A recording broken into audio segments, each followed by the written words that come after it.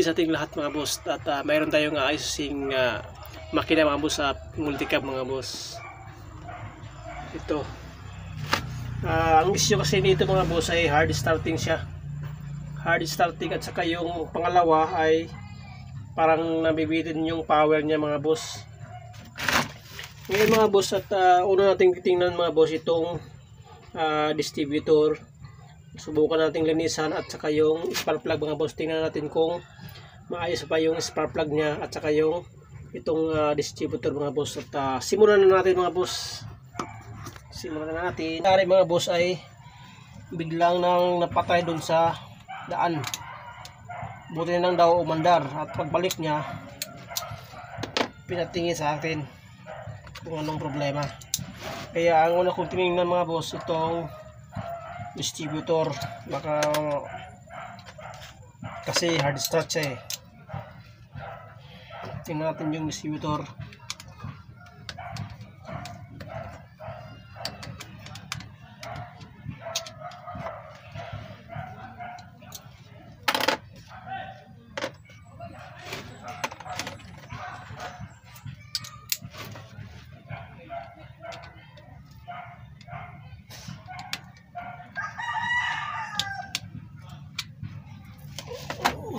Bilog na kasi yung screw niya mga pol. Wala tayo ng patir. Medyo bilog na kasi. Sana matanggal.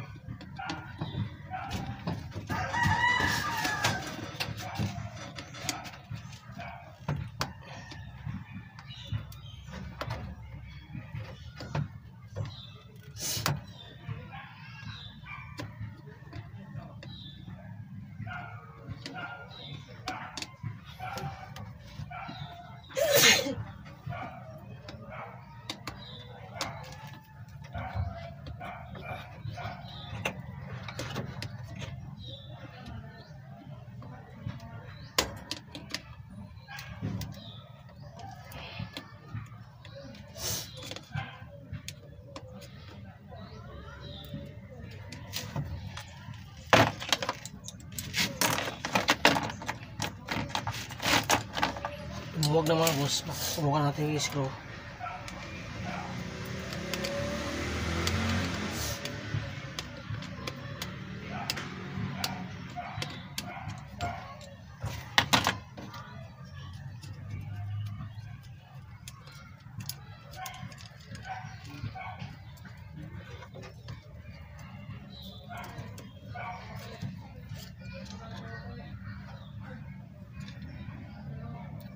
Makikita nyo mga boss ay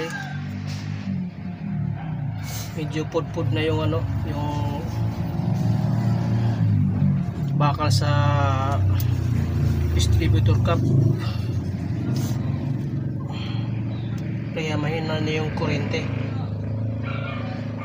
Kaya mga boss, ang gusto ko nito mga boss ay palitan ng bago, kasi kung makikita nyo mga boss ay pudpud na eh. At medyo gabi na kasi ngayon, bukas na lang gawan muna natin, linisan muna natin mga boss, kasi pudpud na oh. Kita nyo sa camera, pudpud na yung nung metal nya. Linisin muna natin mga boss pang samantala, tapos ibalik natin para makauwi lang yung mayari.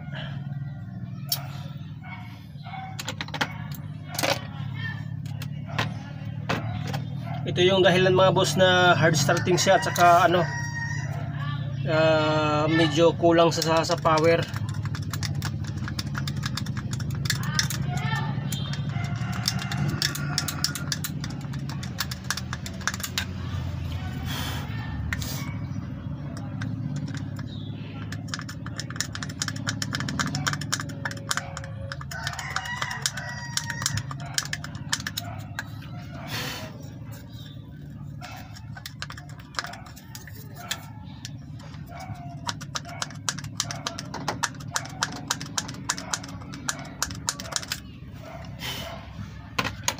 sobrang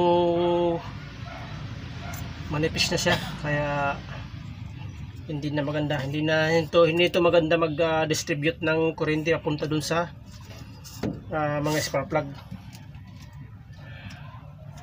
Kuha tayo ng liha mga boss, lilihain natin tong pin nya.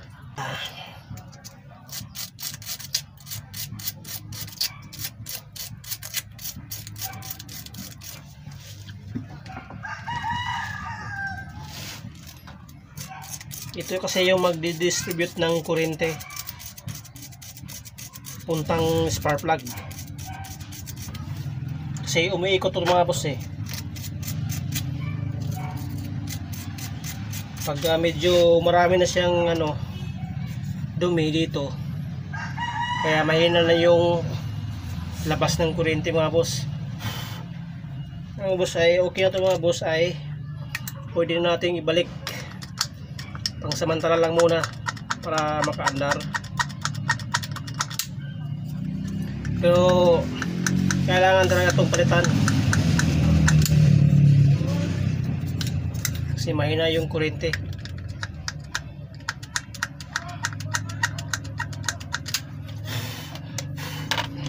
Balik natin ito mga boss.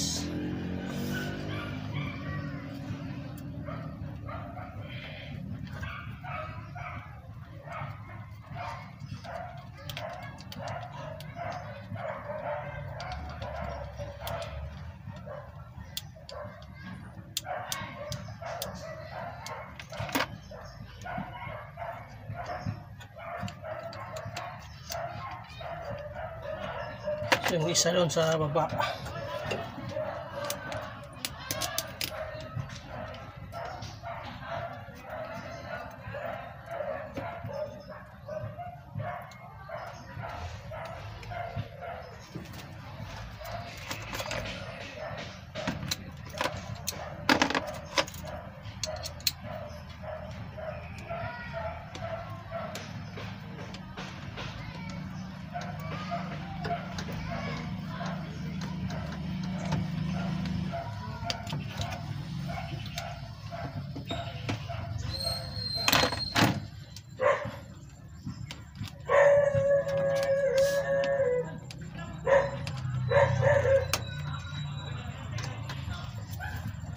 Tapos balik natin ito mga boss sa coil to yan.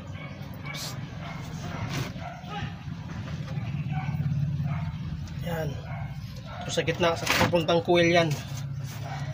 Ngayon pangalawa mga boss, ang titingnan natin itong spark plug. Yung spark plug, ito yung high-tension. Habang nagtanggal tayo ng spark plug, gumamit kayo ng ganito mga boss pag mayroon kayo. Number 16 to at saka malaiksi na extension. Itong ganito.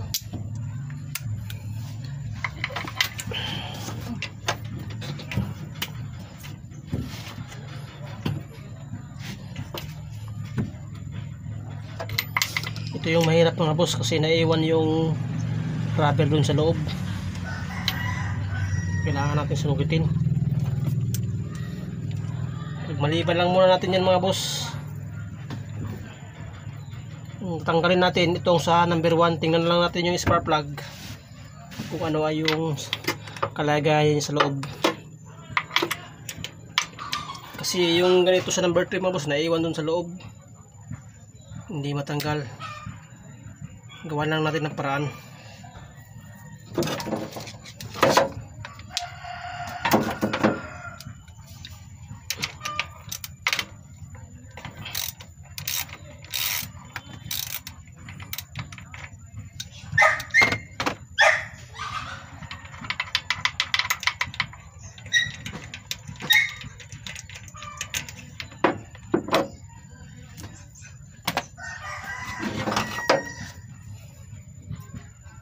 Dapat may ganito mga boss, yung magnet.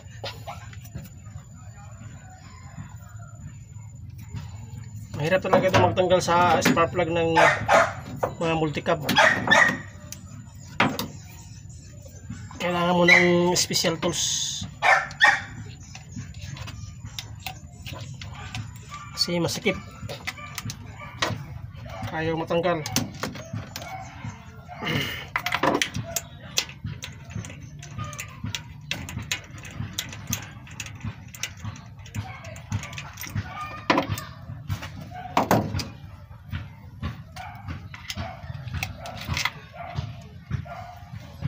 Ito mga boss, ito yung number 1 na spark plug. Medyo okay pa naman siya, ayos pa naman yung sunog niya mga boss. Kita nyo, optimal naman siya, optimal.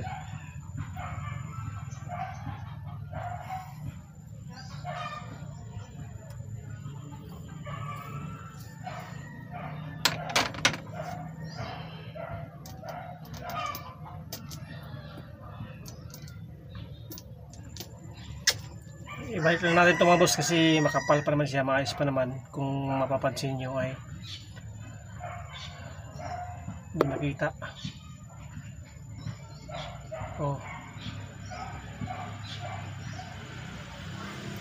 Balik lang natin ito mga boss.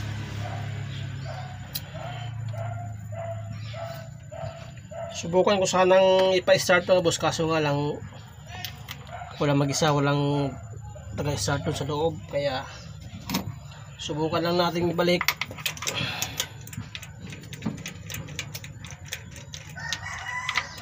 Para mapaandar lang natin yung sasakyan.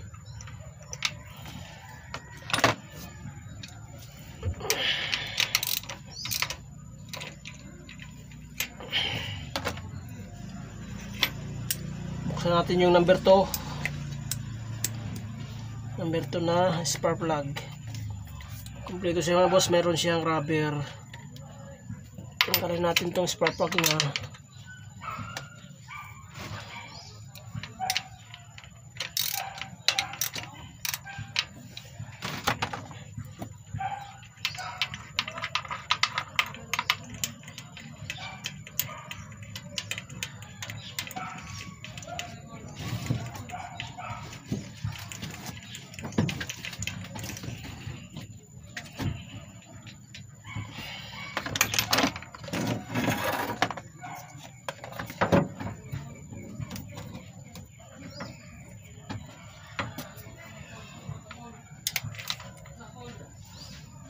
Yung spark plug niya mga busing,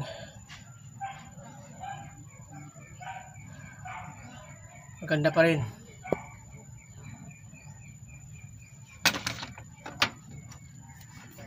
Mga boss, optimal rin yung sunog niya.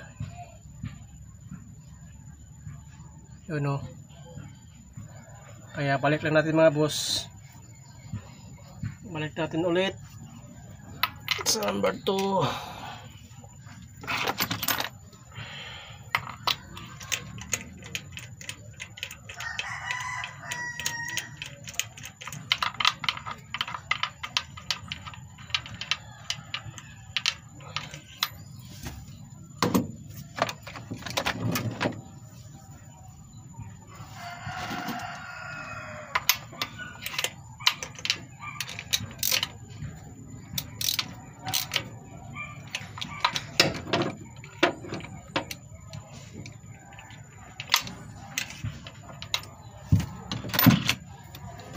Balik natin yung high tension wire.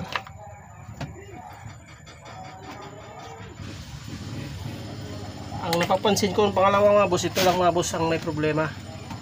Naiwan yung rubber niya doon sa loob. Kailangan pa nating gawa ng paraan para lumabas.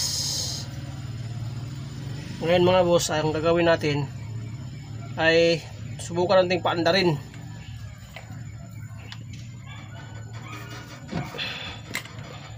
Talagang ayaw matanggal mga boss.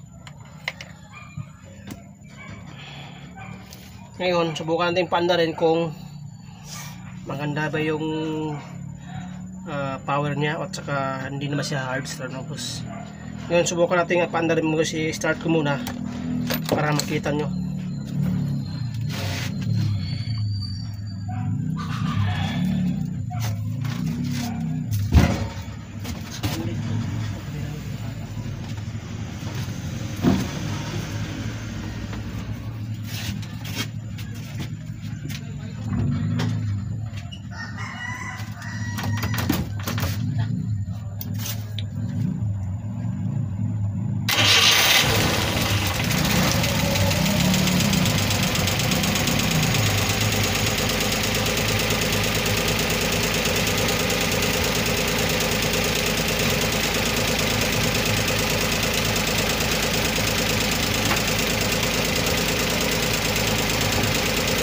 Mandar na siya mga boss. Mandar na yung makina. At subukan natin yung RPM kung maganda ba yung ano niya, power.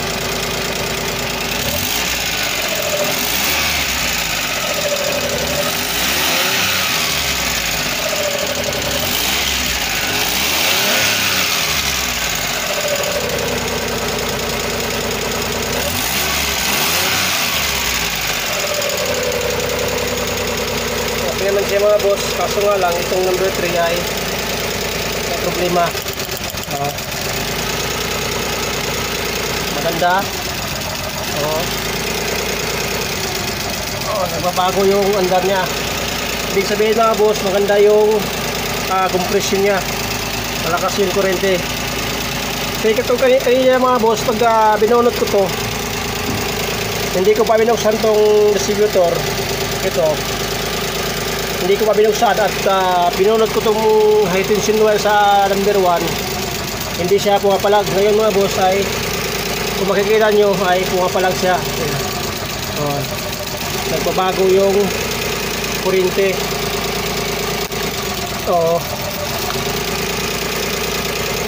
Saka yung isa malakas. Ito yung malakas, kaso nga lang naiwan yung ano, yung cover sa loob ng spark plug, kaya na lumalabas yung kuryente. Mapapansin nyo mga boss.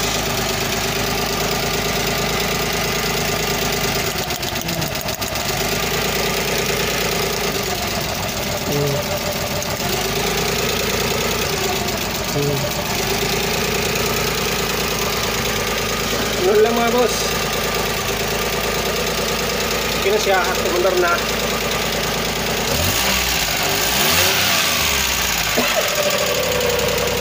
Yan, pag mga ganyan mga boss, hard starting at una nyo ditingnan itong distributor cap.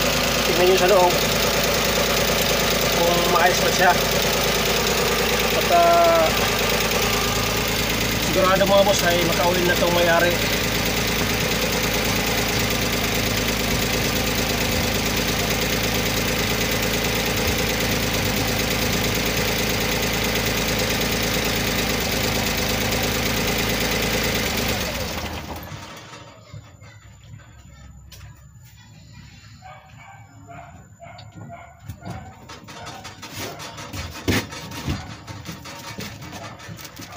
Okay na ito mga boss, at pero advice ko sa sa may-ari mga boss ay papalitan to itong distributor cap para gumanda na yung power niya, kasi mahina na siya mag distribute ng kuryente. Ang pangalawa mga boss, try nga lang matanggal tong rubber dun sa loob, kasi hindi ito pumapasok sa loob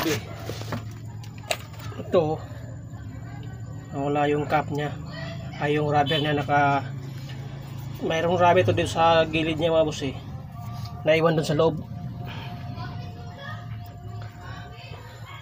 Gawan ko lang ng paraan niya mga boss para matanggal.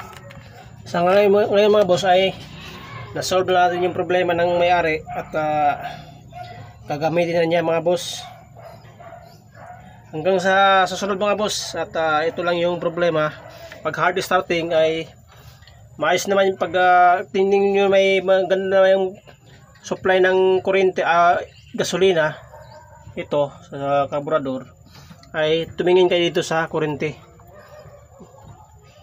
Tingnan nyo yung distributor cap, baka matagal na hindi nabuksan.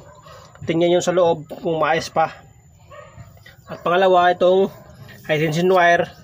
Ang pangatlo ay doon sa spark plug mismo mga boss. At hanggang sa muli mga boss, at good luck sa ating lahat mga boss, at don't be a parts changer.